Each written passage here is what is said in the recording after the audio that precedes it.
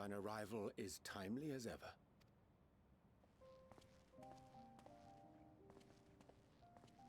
Thou didst chance to overhear my conversation with Living Way, I presume?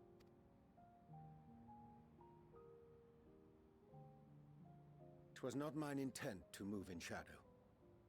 Nevertheless, I have been asked to do that and more yet again. Is it so plain that these strangers could intuit it at a glance? My capacity for silence and secrecy and duplicity? When Grahar did contrive to deliver the first at the price of his own life, I was complicit in the scheme. A sacrifice averted for a mercy. Would that I could say the same for Minfilia. One life for one world. And by that bloody bargain, brokered by my hand, were the Scions robbed of a dear comrade, and Flamine her beloved daughter. Two souls, whose selflessness was beyond measure, whose resolve was unshakable. They would not be moved even had I thought to protest, but protest I did not. Far from it. I pushed them forward. No effort did I make to seek out alternatives, ones that would not demand such terrible cost. That resignation weigheth heavy on my mind, as does the memory of another lost to mine inaction.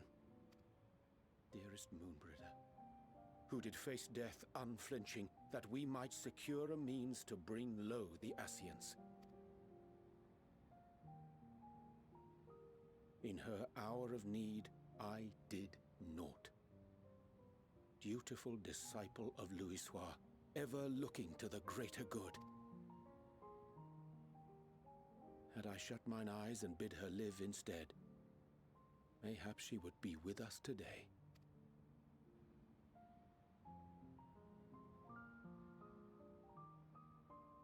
Selfish wants, born of everlasting regrets. Most days I put them from my mind, but could think of naught else when asked to swallow the same bitter draught. Subterfuge and sacrifice. Mayhap the right moral choice, but one I regard with great trepidation.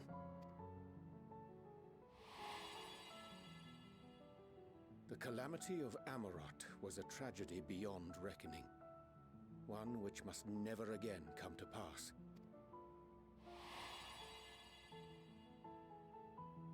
Thus must we struggle, haunted by ghosts of those we have lost, clinging to those we pray we can yet save.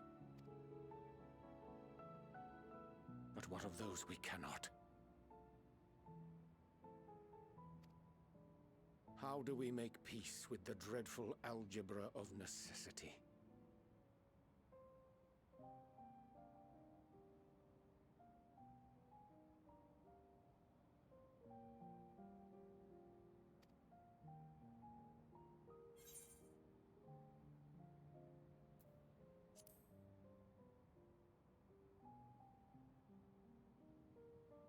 I am not alone in my discomfort, then?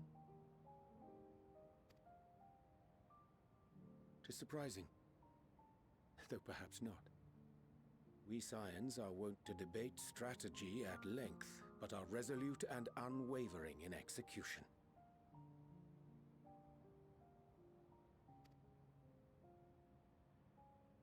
Strange. Scarcely can I remember when last we spoke alone. I thank thee. For all my supposed skill with words, I find it difficult. As for the Loporrit's proposition, I will take time and consider how to respond. 'Twould be to our mutual benefit if we could converse more openly with our aspiring caretakers. A concern I should be glad to address on the Scion's behalf. To dispense with all pretense and bare one's heart to another is a frightening thing indeed. But we cannot move forward ere we take that bold first step. A lesson I have learned many times before. And today.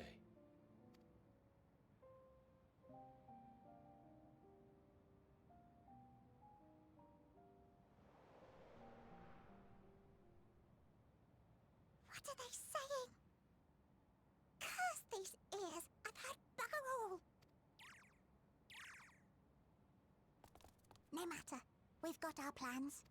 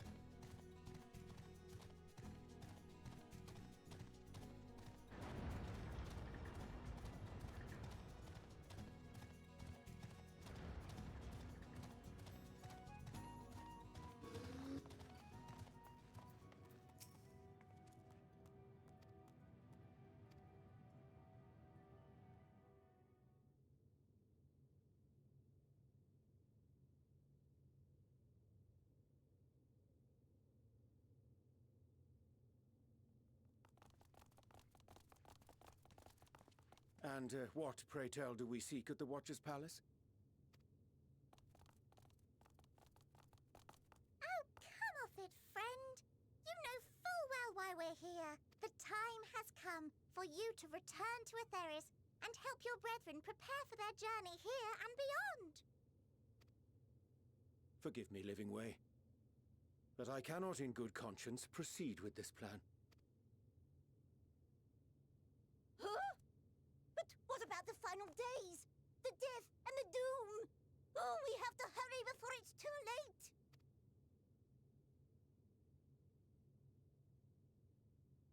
Your unflagging commitment to your duty is endearing, to say the least.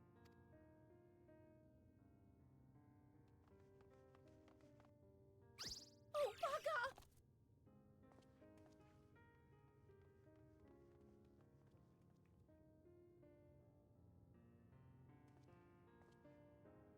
Be at ease. They bear you no grudge, nor do I. How could we, having come to understand your purpose? For millennia, you and yours worked tirelessly towards the singular purpose of this heavenly vessel's construction. An arduous feat by any measure. 'Tis clear you have spared no effort. Why, your very names are a testament to your dedication.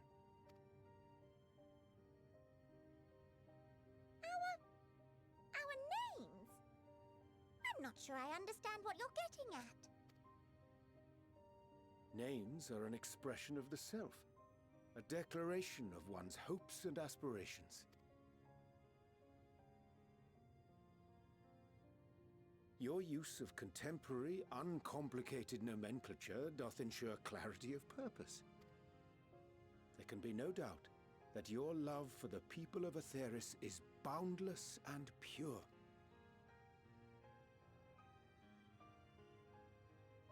Yes! We Loporrits were born of Hydaelyn's love for Aetheris. That shining, shimmering blue jewel, brightest star in the sky. For as long as I can remember, I've toiled in anticipation of the day when this vessel might be needed. All I've ever wanted was to meet those she cherished so dearly. That goes for all of us. Don't you see? So help us. Help us help them. Lead them here where we can keep them safe. If there's anything wrong with what we've built, we'll fix it. We'll make it right.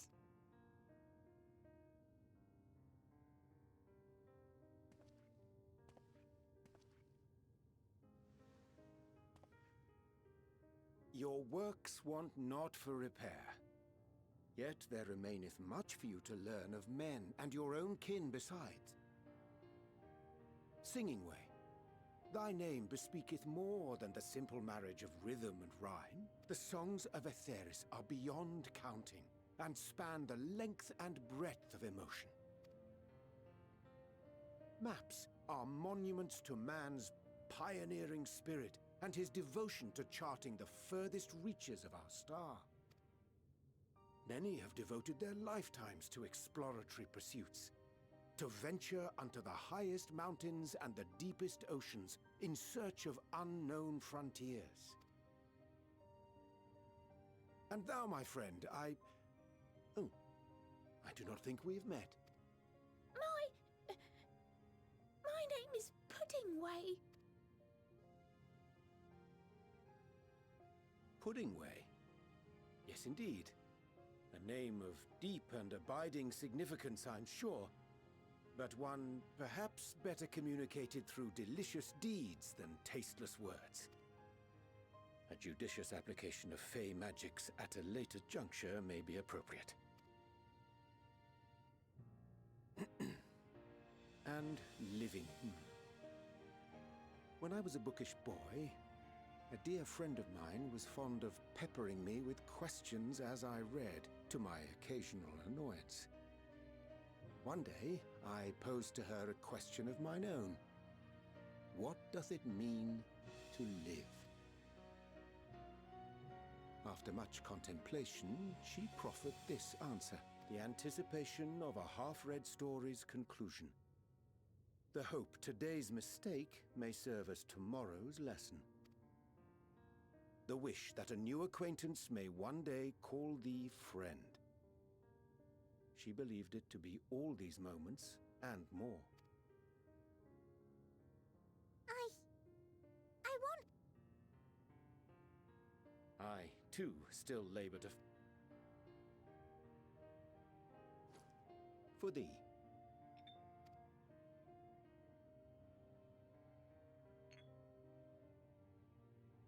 Ink as blue as the waters of Aetheris. Made in haste, though I assure thee, the quality has not suffered for it. The people need not be persuaded by honeyed words. Nay, I have faith they shall do what is right in due course. Until they do, I beg your patience, friends. And with that ink, let us fill the empty pages of Livingway's compendium. An open exchange of ideas will surely afford you all a better understanding of modern man, and with it, ideas for improvements and renovations. But more importantly, it shall empower us to together find a way forward.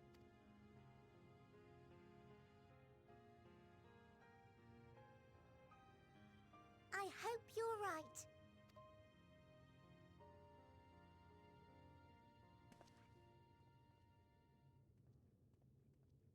There you have it. I shall remain with the Loporrits to ensure that all is in order. Though we must needs prepare for every eventuality, you would all agree that the evacuation of our star is a last resort. To accept failure is to accept the demise not only of our star, but that of Reen's, of all reflections, and the souls that call them home. Which is why I have every faith that you shall fight to the last, that such drastic measures may prove unnecessary. Should the worst come to the worst, and I pray deeply that it won't, I'll take comfort in knowing preparations were made under your watchful eye. Aye, thou mayest be assured that if calamity cometh, not a soul will be left behind, if being the operative term.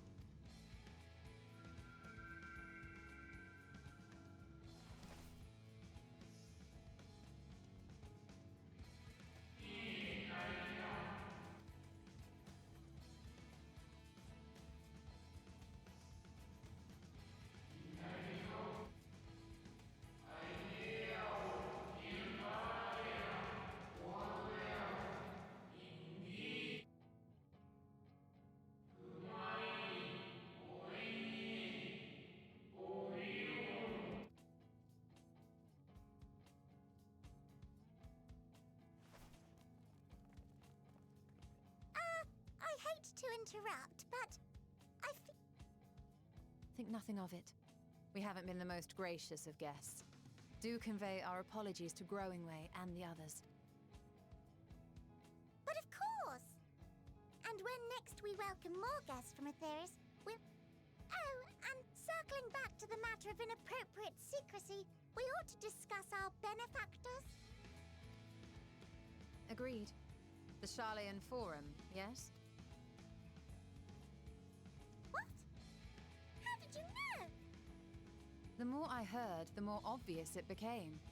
The Forum's aims align closely with those of your anonymous patrons. A telling coincidence would be an understatement. Though had we not taken it upon ourselves to peruse certain restricted tones in Labyrinthos, we might still be unaware of their plans. But let us continue this discussion upon our return. I dare say we have kept Alphino and the others waiting long enough.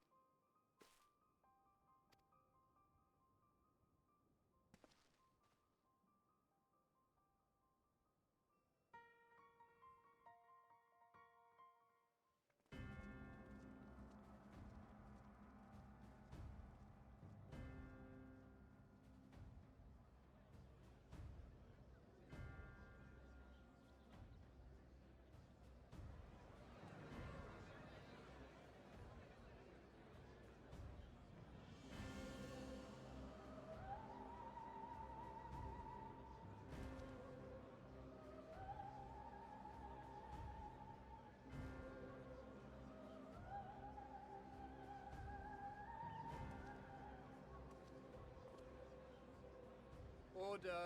Order, I say!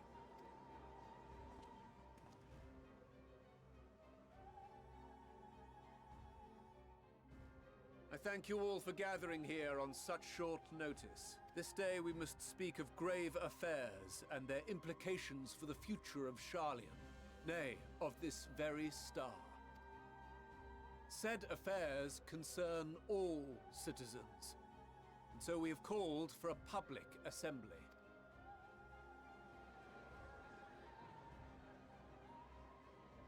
You may have heard rumors of the Telophoroi, and the havoc these madmen wreak abroad. Under normal circumstances, we would pay little heed to petty disturbances outside our borders. The final days, however, are another matter altogether. For we dare not ignore these prophetic words of Eld. The Endbearers will come, ushering chaos and calamity. The final days descend and devour the very star. I've never heard this prophecy. Is it true? Will all that really happen? Calm yourselves. The time has come to speak of the Forum's most sacred duties. But first...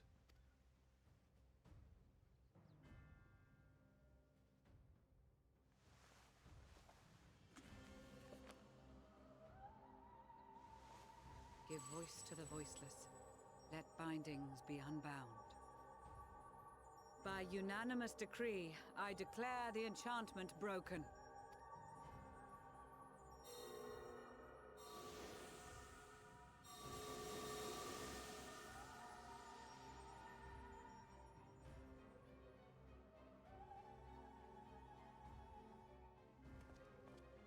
Master Leveilleur, if you would. Very well.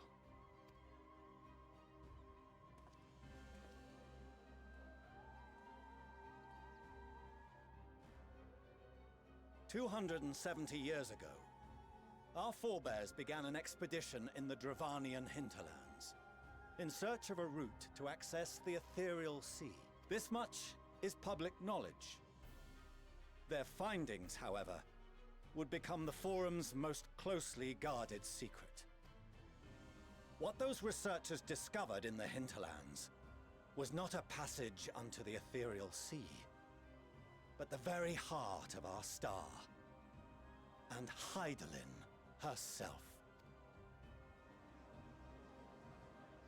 She spoke to them of a calamity that would extinguish all life, and of a means by which we might be spared. The moon. 'Tis in truth a gargantuan vessel built to serve as sanctuary for her children and deliver them from this doom. Much like Nunkref's hope in ages past, it will bear the people of a world in the throes of death to a new home. Needless to say, this will be no small undertaking. To facilitate the great work, the Forum has maintained close contact with the servants of Hydaelyn, who presently reside on the moon. Convinced that the foretold end was all but inevitable, we began amassing a wealth of knowledge, not merely for the betterment of our nation, but in preparation for the journey to come. You reveal this to us now? While we cannot say with certainty, we believe the hour to be nigh. We received a transmission from the moon suggesting as much not long ago. Which is why we must in earnest begin preparations for the Great Exodus. For his impressive contributions and the leadership he demonstrated during our withdrawal from Dravania, we have elected Master Leveilleur to oversee this initiative.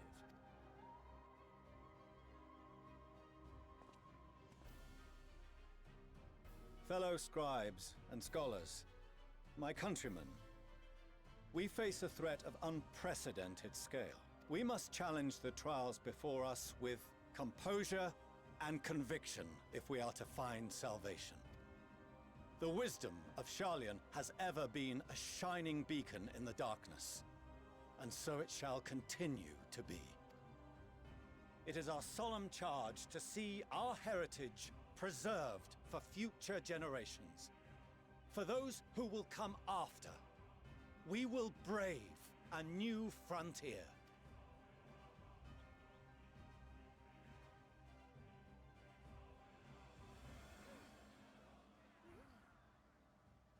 Administrative edicts will be relayed to all major institutions ere long. In the meantime, carry on with your duties. With that, I hereby call this assembly to a close.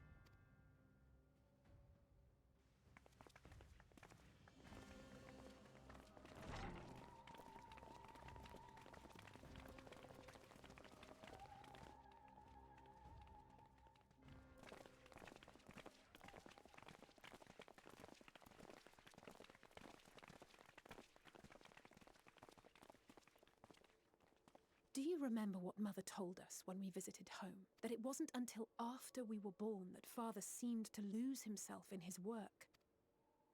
If that great work of his was the evacuation of this star, then... Yes. It wasn't for his benefit. Would you mind waiting here a moment? I wish to speak with Father before we leave.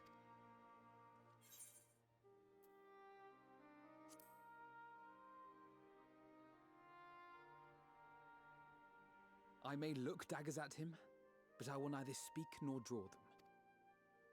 If it's all the same to you, I have a few choice words to share with Father as well.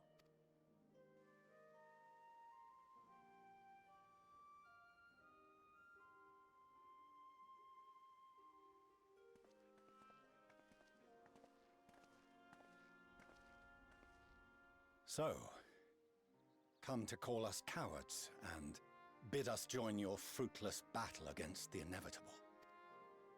Nay, we do not object to the Forum's proposal. On the contrary, those who wish to flee have every right to do so. Urianger is cooperating with your associates on the Moon to ensure that all is ready should evacuation be our only recourse. Then whatever your business, I suggest you be brief.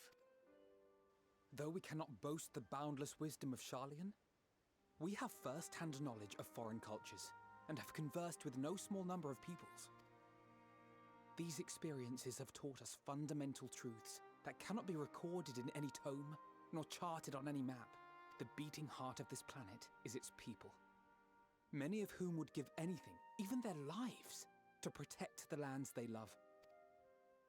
Many may choose to join you in the end. But what of those unwilling or unable, for whom escape will never be an option? What would you have them do?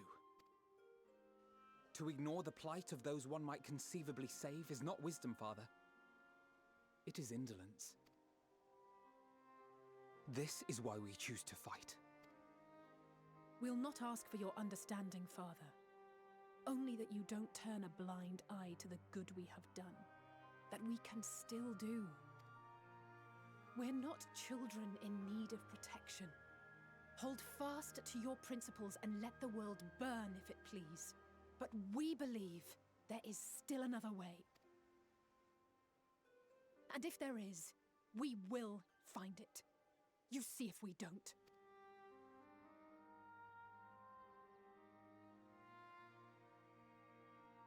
Do as you will. Just stay out of our way.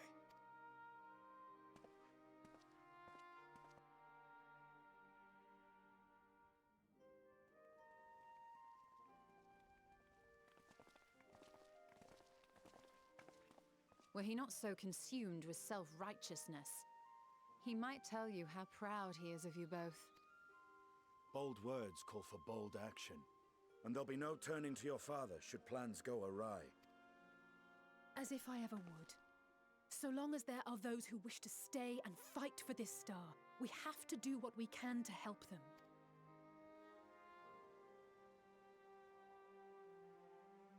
And if we're to do that, we'll need to be well rested. Wouldn't you agree? Having triumphed over what we once thought to be the source of all evil, I can think of no one in greater need of at least... Shall we then? To the Annex, to prepare for tomorrow.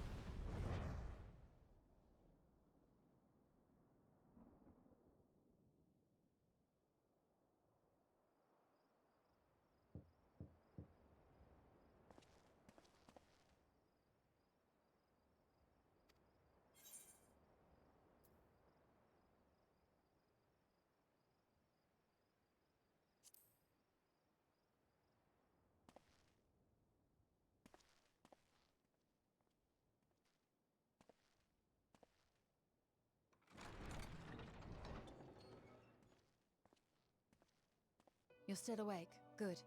Might I trouble you to stand still for a moment?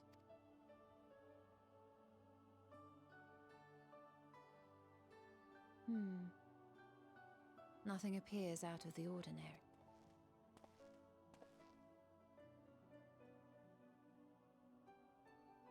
A precautionary measure. You will recall that serving as a vessel for abundant light in the First very nearly ended poorly. In your recent battle on the Moon, you were almost certainly exposed to similar, if not greater, forces. Fortunately, from what I can see, you and your ether are none the worse for wear. Would that Reen were here to confirm my assessment. To think you actually found yourself in a direct confrontation with Zodiark. As if Xenos gallivanting about in your body was not misfortune enough. Did you so grossly offend every single deity in a past life that they saw fit to place a curse upon your soul? Forgive me. That was in poor taste. I recall vividly how battered and broken it was in the depths of Amarot. Would that you could have seen it with your own eyes. Mayhap then you would understand why the greater part of me is glad you did not. It was a horror beyond description. Promise me you will be careful, that you will seek my counsel if you feel unwell. That puts my heart at ease, if only a touch. I suspect it will grow colder as the night wears on, so do be sure to stay warm. Sleep well. May the shadows keep you.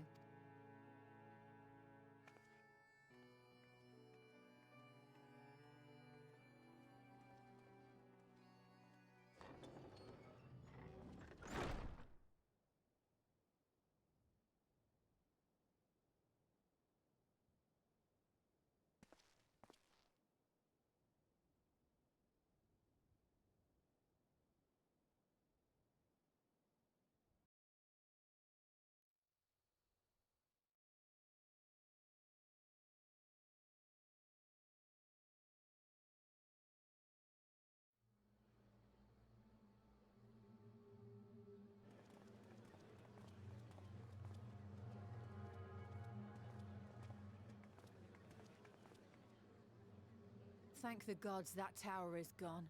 The sight of it was enough to make me sick.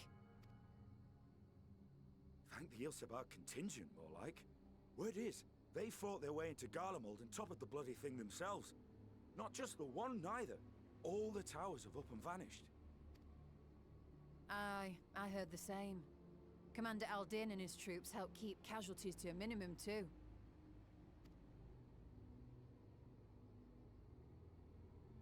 But is it true they brought back tempered Garlean soldiers? As Commander Aldin tells it, they've a treatment for that now. But don't you worry. Cured or not, they've no plans to bring them into the city proper. I see. Well, that's a relief then. I know we've brothers and sisters among the lot, but I can't say I'm eager to welcome them home. Wanted to think about it for a while yet. They're to be looked after in Alagana for the time being.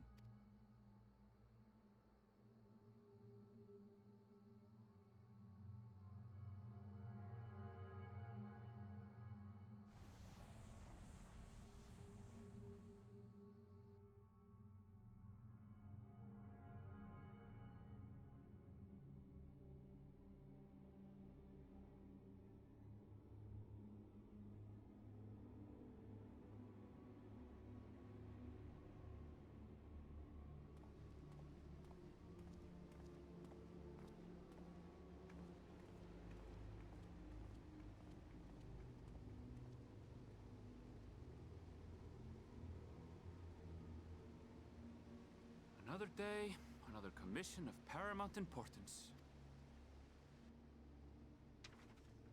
Well, what have we here?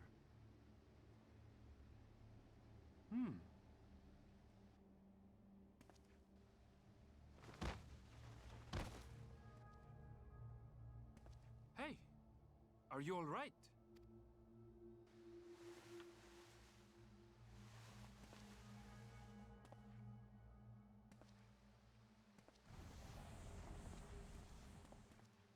Was that? No. The shadows play tricks, nothing more.